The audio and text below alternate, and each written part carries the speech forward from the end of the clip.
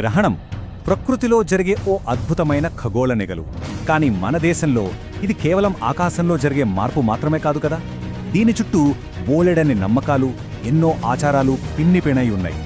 ముఖ్యంగా పెద్దవాళ్లు చంద్రగ్రహణమప్పుడు గర్భిణీలు అస్సలు బయటకు రాకూడదంటుంటారు. అసలు ఎందుకలా అంటారు? ఈ నమ్మకాల వెనుక సైన్స్కు మధ్య ఉన్న అసలు కథేంటో ఈరోజు వివరంగా చూద్దాం. చంద్రగ్రహణం సమయంలో గర్భిణీలు పాటించాల్సిన నియమాలు. ఇవన్నీ కేవలం మూఢనమ్మకాలేనా, లేకపోతే వాటి వెనుక ఏదైనా సైంటిఫిక్ కారణముందా? ఇది చాలా మందికి వచ్చే డౌట్. సరే, ఈరోజు మనం దీనికి సమాధానం వెతికే ప్రయత్నం చేద్దాం. ముందుగా ఈ నమ్మకాలకు మూలం ఎక్కడుందో చూద్దాం. మన పురాణాల పుటల్లోకి ఒక్కసారి అలా తొంగి చూద్దాం పదండి. పురాణాల ప్రకారం గ్రహణ సమయంలో రాహువు, కేతువుల ప్రభావం వల్ల ఒక రకమైన నెగిటివ్ కిరణాలు భూమిపై పడతాయని నమ్ముతారు. గర్భిణీలు గనక ఆ టైంలో బయటకొస్తే ఆ కిరణాలు వారి మీద పడి పుట్టబోయే బిడ్డకు శారీరక లోపాలు రావచ్చు, లేదా చర్మంపై మచ్చలైనా ఏర్పడొచ్చు అని ఒక బలమైన నమ్మకం ఉంది. ఈ నమ్మకాల్లో ఓ స్పెసిఫిక్ రూల్ కూడా ఉంది.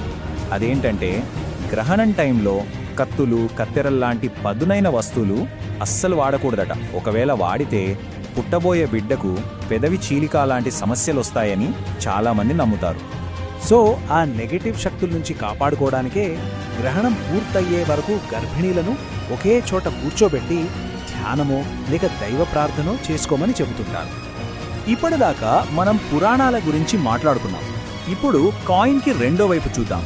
అసలు సైన్స్ దీని గురించి ఏమంటోందో ఒకసారి చెక్ చేద్దాం. ఇక్కడ చూడండి, ఒకవైపు నమ్మకం, మరోవైపు వాస్తవం. గ్రహణం కిరణాలు బిడ్డకు హాని చేస్తాయి అనేది కేవలం ఒక నమ్మకం మాత్రమే. ఎందుకంటే సైంటిఫిక్గా చూస్తే ఈ కిరణాలు గర్భం మీద చెడు ప్రభావం చూపిస్తాయని చెప్పడానికి ఇప్పటి వరకు ఒక్కటంటే ఒక్క ఆధారం కూడా దొరకలేదు. ఇంకా క్లియర్గా చెప్పాలంటే, చంద్రగ్రహణం నుంచి వచ్చే కిరణాలు గర్భం మీద డైరెక్ట్గా ఎలాంటి చెడు ప్రభావం చూపినట్లు ఇప్పటిదాకా ఏ సైంటిఫిక్ స్టడీలోనూ ప్రూఫ్ కాలేదు. ఇది మనం గుర్తుంచుకోవాల్సిన మెయిన్ పాయింట్. ఈ చార్ట్ చూడండి ఒకసారి. సూర్యగ్రహణంతో పోలిస్తే చంద్రగ్రహణం సమయంలో వచ్చే డేంజరస్ అతినీలలోహిత కిరణాల అంటే యూవీ రేస్ తీవ్రత చాలా చాలా తక్కువగా ఉంటుంది. నిజం చెప్పాలంటే మామూలు పగటిపూట ఉండే వెలుతులు కన్నా కూడా తక్కువే. సో హానికరమైన కిరణాలు అనే వాదనకు సైంటిఫిక్ బేస్ లేదన్నమాట. మరి సైన్స్లో ఆధారాలు లేకపోతే ఈ ఆచారాలు అసలు ఎందుకు పుట్టాయి? బహుశా వాటి వెనక కేవలం నమ్మకమే కాదు, మన పెద్దవాళ్ల ప్రాక్టికల్ థింకింగ్ కూడా ఉండి ఉండొచ్చు. ఆ అసలు కారణమేంటో ఇప్పుడు చూద్దాం. గ్రహణ సమయంలో ఆహారం తీసుకోకూడదు. ఇది మనందరం చాలా కామన్గా వినే రూల్. దీని వెనక ఉన్న అసలు లాజిక్ ఏమై ఉంటుంది? పాతకాలంలో మనకు కరెంటు లేదు కదా. సో గ్రహణం పట్టినప్పుడు అంతా చిమ్మ చీకటి. ఆ చీకట్లో ఆహారంలో పురుగులు, కుట్ర పడే ఛాన్స్ చాలా ఎక్కువ. మరి దానివల్ల ఇన్ఫెక్షన్లు వస్తాయి కదా. అందుకే ముందు జాగ్రత్తగా ఆ టైంలో అసలు తినడమే వద్దు అనే నియమం పెట్టి ఉండొచ్చు. ఆలోచిస్తే ఇది చాలా ప్రాక్టికల్ రీజన్ కదూ. ఇక మరో ఇంపార్టెంట్ ఫ్యాక్టర్ స్ట్రెస్. గ్రహణం అప్పుడు ఏర్పడే ఆ వింత చీకటి, ఆ నిశ్శబ్దం కొంతమందిలో టెన్షన్ లేదా భయాన్ని క్రియేట్ చేయొచ్చు. గర్భిణీలు మరీ ఎక్కువగా స్ట్రెస్ తీసుకుంటే అది కడుపులో ఉన్న బిడ్డపై ప్రభావం చూపే అవకాశం ఉంటుంది. అందుకే వాళ్ళను ప్రశాంతంగా ధ్యానంలో ఉండమని చెప్పడం వెనక ఈ హెల్దీ రీజన్ కూడా ఉండొచ్చు.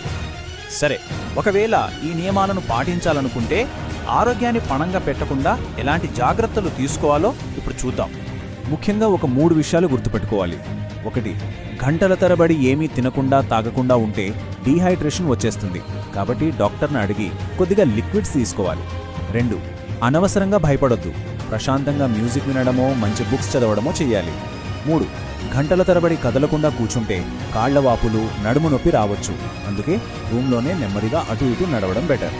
ఇక్కడ మనం గుర్తుపెట్టుకోవాల్సిన విషయం ఏంటంటే, తీసుకునే ప్రతి నిర్ణయం భయంతోనో మూఢనమ్మకాలతోనో కాదు, ఆరోగ్యం, సౌకర్యం బేస్ చేసుకుని ఉండాలి.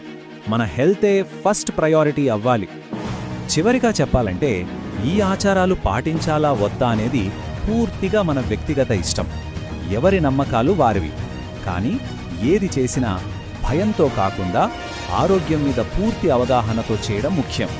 గ్రహణం తర్వాత స్నానం చేసి ఫ్రెష్గా వండిన ఆహారం తీసుకుంటే మనసుకు, శరీరానికి కూడా చాలా హాయిగా ఉంటుంది. కాబట్టి అసలు ప్రశ్న ఇదే, మన సాంప్రదాయాన్ని గౌరవిస్తూనే మన ఆరోగ్యాన్ని ఎలా కాపాడుకోవాలి? ఈ రెండింటి మధ్య సరైన బ్యాలెన్స్ ఎలా సాధించాలి? ఒక్కసారి దీని